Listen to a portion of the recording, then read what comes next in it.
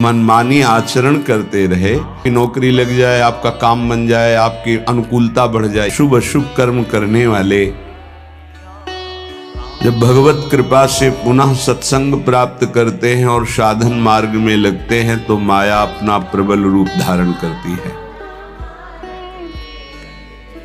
या तो ऐसी अनुकूलता प्रदान करती है कि वो भूल जाए, या ऐसी प्रतिकूलता झोंक देती है कि उसको लगता है कुछ नाम जपने से नहीं, कुछ साधन करने से नहीं, दुख तो वैसे ही घेरे हुए, धैर्य छूट जाता है और भगवत मार्ग से विमुख आचरण करने लगता है। इसलिए उपासक को बहुत सरल ढंग से समझना चाहिए कि पुरानी फसल यदि बाजरा बोई है और बाजरा की रोटी मिल रही तो अगली फसल गेहूं बो दिया तो कल ही नहीं रोटी बना लोगे। 5-6 महीने लगेंगे किसान मेहनत करके, खेती तैयार करके, दाना बो करके, सींच करके, संभाल करके, फिर भी वो अतिवृष्टि, अनावृष्टि, ओले वृष्टि आदि से बच जाए, सुरक्षित हो जाए, तो सुरक्षित अनाज घर आ जाए, फिर वो पीस कर रोटी बना सकता है। तुम अनंत जन्मों से मनमानी आचरण करते रहे, आज नाम शुरू किया है तो वो तूफान नहीं उठेगा, नष्ट करने के लिए वो अपना स्वरूप धारण करेगा। उसकी गुलामी सहते रहे हो अभी, काम क्रोध लोभ मोह मद मत्सर। अब तुमको धैर्य पूर्वक नाम को पकड़े रहना। जैसे आंधी चले तो हम पहाड़ का आश्रय ले लें, हटे ना इधर उधर, तो आंधी तूफान पहाड़ को नहीं उड़ा सकती। ऐसे ही श्री भगवान कह रहे मामेव ए प्रपद्यन्ते माया में ताम तरंते। माया का तूफान आएगा पर तुम मेरे चरणों को पकड़े रहना, छोड़ना नहीं। पर ये जिनका मलिन हृदय है ना, वो सोचते हैं 4 दिन नाम जप करेंगे सारे दुख मिट जाएंगे। हाँ, पक्का मिट जाएंगे, जड़ से मिट जाएंगे, पर धैर्य पूर्वक जीवन को आगे बढ़ाओ।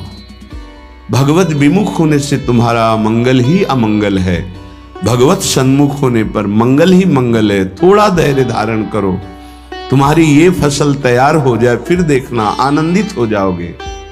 पर ये कुसंग मन का और तन का, ये दोनों परमार्थ में टिकने नहीं देते। जहां ऐसे मित्र जन मिले जो गलत आचरण करने वाले होते हैं, वो पूछते हैं तुमने शराब छोड़ दिया, मांस छोड़ दिया, तुम नाम जप करने लगे, कुछ लाभ हुआ? अरे कुछ नहीं होने वाला, तुम देख लो करके। उसके दिमाग में माया तो आक्रमण किए ही है, तत्काल नकारात्मक भाव आ जाता है कि नहीं नहीं, भगवत मार्ग में कुछ नहीं मिला, ठीक कह रहे हो, तो आओ हमारे संग फिर हो जाओ। फिर वो माया के मलिन आचरणों में उतर जाता है। वो संत द्रोह, भगवत द्रोह उसके हृदय में अपना स्थान बना लेता है। फिर जन्म जन्मांतर, युग युगांतर कब अवसर आएगा भगवत मार्ग में चलने का। इसलिए जिनको सत्संग मिला है, जिनको नाम जपने का सौभाग्य मिला है, उनको बहुत धैर्यवान होना पड़ेगा। इसको ऐसे पकड़ना होगा कि जैसे हम बहुत बीमार हैं और इस औषधि के सिवा हमारा कोई रास्ता नहीं बचने का, अब हमको ये औषधि खानी ही है। जासु नाम भव भेषज हरनि घोर त्रयशूल, तीनों तापों का नाश करने की सामर्थ्य और संसार समुद्र से पार करने की सुदृढ़ नौका, भवरोग की अचूक औषधि नाम है। हमारा भाव बने न बने, भाव बिगड़ जाए, कोई बात नहीं, तुम नाम मत छोड़ना, हमारी प्रार्थना मानना, नहीं तो ये तूफान माया का आपको उड़ा ले जाएगा, परमार्थ में नहीं खड़ा होने देगा। बहुत धैर्य पूर्वक दीर्घ काल तक चला जाता है।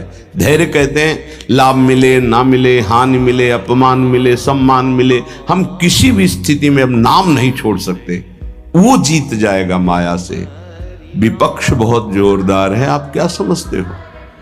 आप भगवान के अंश हो, ये भूल चुके हो, लेकिन वो नहीं भूली। वो भगवान की शक्ति है। भगवान कह रहे हैं मम माया दुरत्य, मम माया, मम मेरी है। जैसे ममई वांशो आपको बोला तो विपक्ष को भी बोला मम माया। अब आपको सावधान करने के लिए भगवान ही संत गुरुदेव शास्त्र इस रूप में संबोधन करते हैं।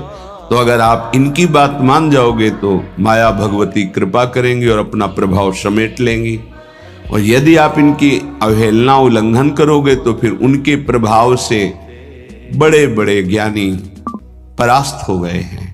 जो माया बहुबार नचावा, दास चरित को लख नहीं पावा, ऐसी विचित्र है, बहुत बहुत विचित्र। जो ज्ञान इनकर चिता परई, बरी आई विमोह बस करई, ऐसी प्रचंड माया है। इसलिए जिनके कानों में आवाज पहुंच रही हो, हमारी प्रार्थना है, बहुत जन्मों से भटक रहे हैं, ये दुख सुख के प्रलोभन और भय में आकर के नाम न छोड़ दीजिए। ऐसा भी हो सकता है कि नाम जपना शुरू करें, आपकी नौकरी लग जाए, आपका काम बन जाए, आपकी अनुकूलता बढ़ जाए। ये नाम का फल नहीं है, ध्यान रखना, ये नाम का फल नहीं है। हम स्पष्ट आपको कह रहे हैं कि जब से आपने नाम जपना शुरू किया आपका सब मंगल होने लगा, ये नहीं है। ये आपके पुण्यों का है, पूर्व पुण्यों का है। ये नाम आपको सामर्थ्य देखा, दुख और सुख दोनों सहकर परमानंद की प्राप्ति। ये विषयानंद नाम के फल से नहीं। आप नाम जपना शुरू किए, सब कुछ बिगड़ना शुरू हो गया, ये नाम का फल नहीं है। ये आपके पाप नष्ट हो रहे हैं। विवेक पूर्वक चलिए। अगर विवेक नहीं धारण करेंगे तो फिर सब मार्ग छूट जाएगा। विवेक इसी से उत्पन्न होता है, सत्संग से। जहां विवेक जागृत हुआ वो आपको टिका देगा परमार्थ में, नहीं तो बहुत बलवती भगवान की माया है। जब लोगों के विचार सुने तो लगता है कैसे निकल पाएंगे इस माया से। आप निकलना ना चाहे तो किसी की सामर्थ्य नहीं कि आपको निकाल सके। स्वयं श्री भगवान आपके हृदय में बैठे हैं। क्या हो रहा है? दुर्गति हो रही। क्यों? क्योंकि आप नहीं निकलना चाहते, इसलिए। भगवान हृदय में बैठे हैं, नहीं निकल पा रहे हो, बात मान लो। आप निकलना चाहो तो निकल सकते हो, आप न निकलना चाहो तो किसी की ताकत नहीं कि आपको इस माया प्रपंच से निकाल सके। इसलिए आपसे प्रार्थना है कि आप निकलने की कोशिश कीजिए।